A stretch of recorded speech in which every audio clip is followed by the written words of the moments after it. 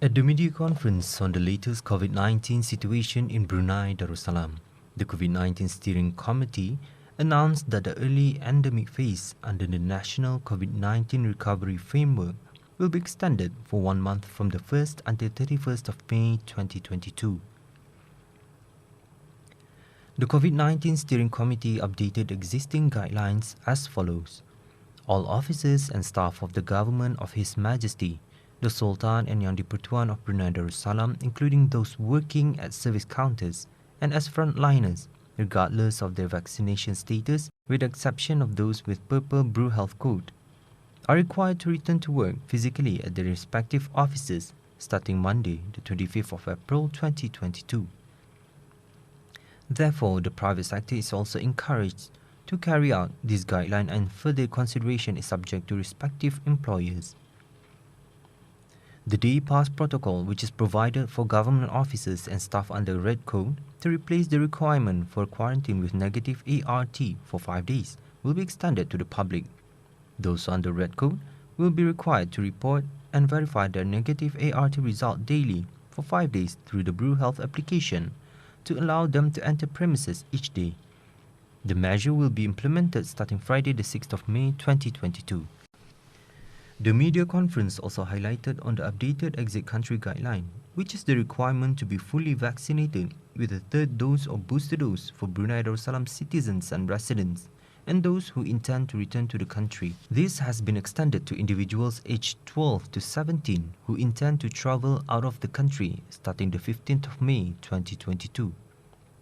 Taking into consideration the effectiveness of ART testing in detecting active infections among individuals, local statistics have shown that there is no difference in infection risk between those arriving from countries under the Travel Green List (TGL) and those arriving from non-TGL countries, as well as the coordination of health protocols in the country, whereupon cross-border travel protocols will be updated and subsequently implemented starting the 6th of May 2022. Non-essential entry travel into Brunei Darussalam via air is permitted for those who have completed COVID-19 vaccinations from any country without entry travel pass (ETP) applications. The definition for full vaccination is amended from only having 2 doses of COVID-19 vaccine to having a booster dose. If booster dose is not yet received, individuals without a booster dose are required to have 2 doses of COVID-19 vaccinations, of which the second dose has to be obtained not more than 3 months prior to date of entry into the country. Categorization of TGL and non-TGL countries is removed. Fully vaccinated individuals entering the country are required to perform ART 3 times after their arrival in the country.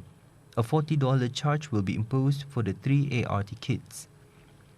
Individuals who are not yet fully vaccinated are only permitted to enter the country if they can verify that they are medically exempted from receiving COVID-19 vaccinations and are required to undergo ART upon arrival and RT-PCR tests on 3rd day after arrival.